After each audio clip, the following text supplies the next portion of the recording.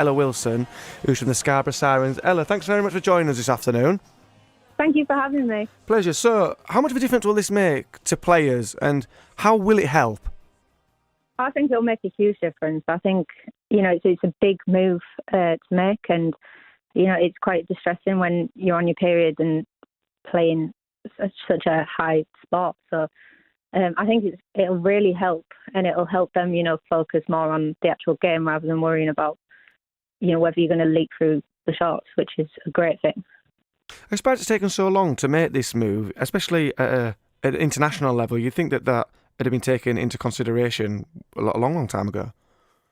Yeah, I do. I think it should have been taken into consideration, but yeah, I'm just glad it's happened now, and it should have been considered without them having to push for it. But at least it's happening now. I'm just glad something's been done about it.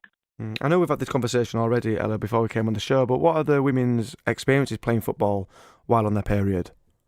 Well, it can be quite stressful, I read somewhere that someone from Nike said, I think the first sort of 9-10 minutes of a game, women are thinking about the potential of leaking when on their period. So it's quite stressful, and it takes away the focus from the actual game, which isn't really what you want to do, because men don't really have that problem.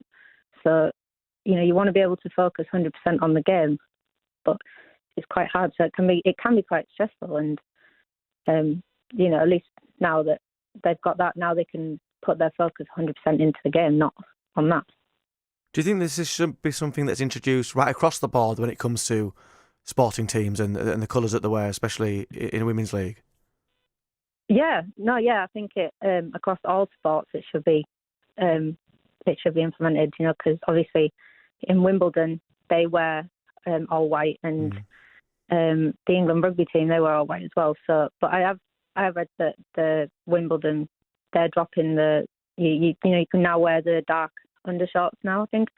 So at least something's been done about it. But I think, it should be implemented across the whole board, and you should be allowed to wear darker colours.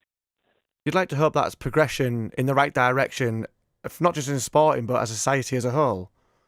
I think it's really great to see, and it's a move further forward. It's a step in the right direction, and it's really great to see them actually doing something about it.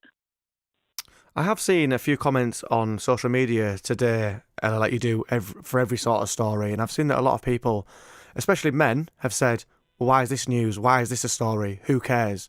What do you think of that? Well, they're men. I don't think they really understand fully why it's such a big deal. And obviously, as a woman and playing football myself, you can understand why it's such a big deal, because this needs to happen. It is a big deal. But I don't think they see it as big of a deal as women do, because they won't fully understand. So I think we probably need to open their eyes a bit more. Yeah, I would agree. And I think it's quite strange as well, if you're a professional game, this is the kit that you wear, that's your colours, your club colours and your country colours. At a recreational level, you could say to the manager, especially if you're all volunteers, right, I'm not wearing that kit today for this reason. But I think in a professional capacity, I don't think they'd have the option to be able to say, actually, I'm not wearing white shorts today, I'm going to wear black ones. And if you like it, you like it. If you don't, well, that's it. Because I suppose a manager could say, well, that breaks FA guidelines, you can't play then. It is quite a big worry, but I can't imagine how stressful it would be to be playing in white shorts in front of thousands of people and live on the telly. But obviously they did try and stand up to them, and Beth Mead, she spoke to them last year, and they're finally doing something about it. But when you're on the more recreational level, it's easier to refuse to wear. If I got told to wear white shorts and stuff and I was on my period, I'd say no. But I can understand that from a higher level you can't really do that. Well, hopefully going forward that England have paved the way at the international team, and it'll filter down into club level as well. How important do you think it is then, Ella, that we continue this conversation around periods and sport?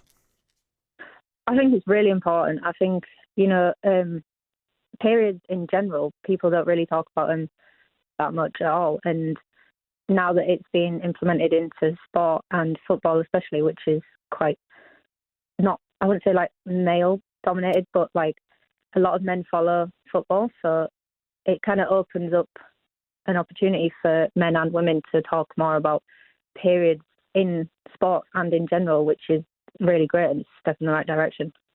Ella, we really appreciate you coming on this afternoon and sharing with us your opinion on this. Very much appreciated. Thank you, Ella. Thank you. That's Ella Wilson from Scarborough Sirens. We're talking about England Lionesses who are going to be wearing blue shorts this year in the World Cup.